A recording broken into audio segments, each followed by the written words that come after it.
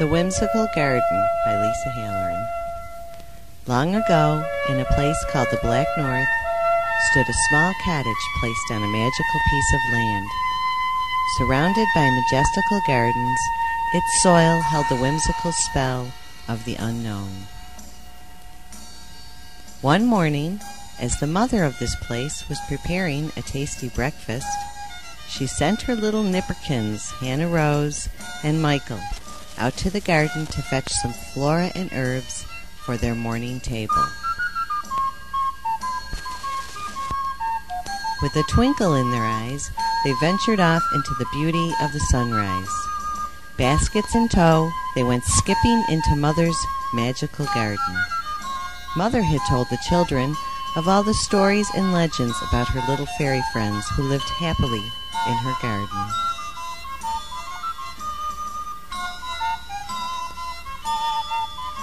Little Hannah Rose, amazed by the splendor of her mother's foxglove, stopped to admire this unusual flower.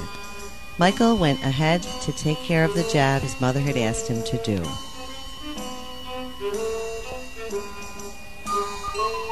Hannah Rose sat staring at the flower when, to her surprise, a wee little fairy flew right out of its center.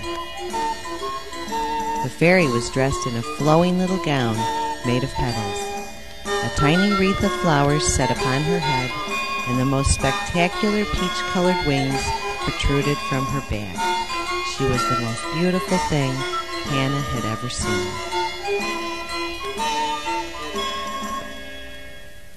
The fairy then spoke in a precious, high-pitched voice. "Hello, my little friend. My name is Una, keeper of the foxglove.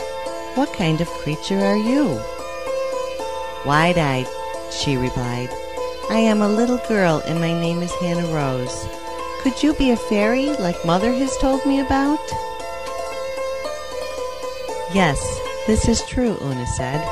"Your mother has been a fairy friend for many, many years. She has created this lovely garden so we have a safe haven to live. Only very few humans can see us fairies." "Us?" Hannah said, looking very bewildered by this time.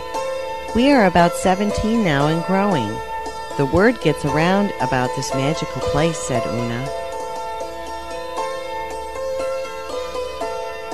At that time, Una sprinkled a handful of fairy dust on Hannah Rose and transformed her into a fairy, just like her.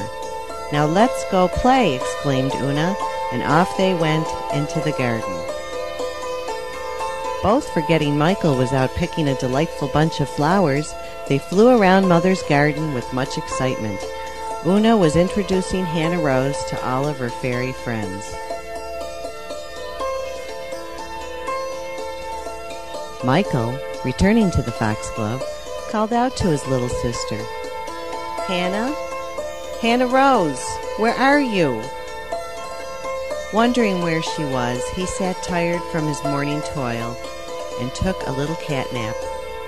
I mean nap, since cats are very dangerous in the fairy's garden. All at once, Hannah and Una came, buzzing round and round Michael's head, waking him from an enchanting dream about dragons and knights. He opened his sleepy eyes, and to his amazement, there was his sister Hannah Rose, as tiny as a bug. Along with her was the most beautiful creature he had ever seen, Una the fairy. "How did you ever get so small?" said Michael. "Remember, Mommy told us about the fairies that live in the garden," Hannah replied. "Of course," Michael said. "That's my favorite story. And I can't believe it's true. Can I get small too?" asked Michael. Una then sprinkled fairy dust on Michael, and he too became a magical little wonder. They frolicked around the flowers and the herbs, playing silly little games. All of a sudden, Una disappeared into one of the foxglove, but Michael and Hannah were afraid to enter. "Don't be frightened, little ones. It's safe in here," Una exclaimed. One by one they flew in, looking amazed at the splendor of this beautiful flower. "This is my home," said Una. "This is where I rest my weary wings." Hannah sat on one of Una's little chairs and sipped some honeysuckle tea from a little forget-me-not flower cup, when all of a sudden, out popped the largest daddy-long-legged spider they had ever seen.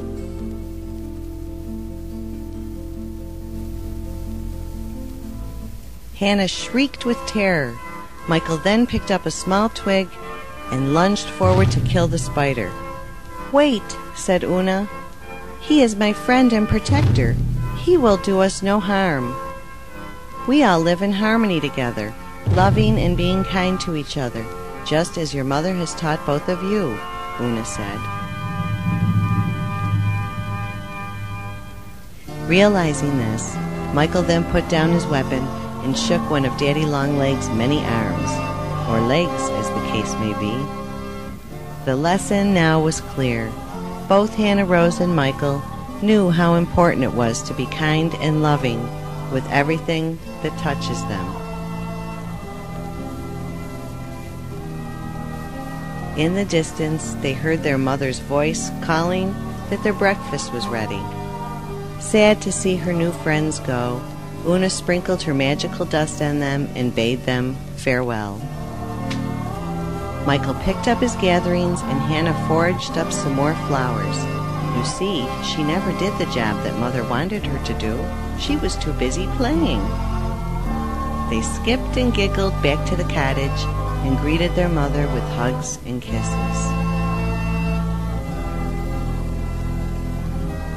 As they sat together at the table, eating a scrumptious breakfast with their beautiful arrangement of flora and herbs, Mother sat and gazed at her children and saw a new twinkle in their eyes. She then knew that her little friends, the fairies, had come into her children's lives. It was an enchanting secret that will stay with them forever. The end.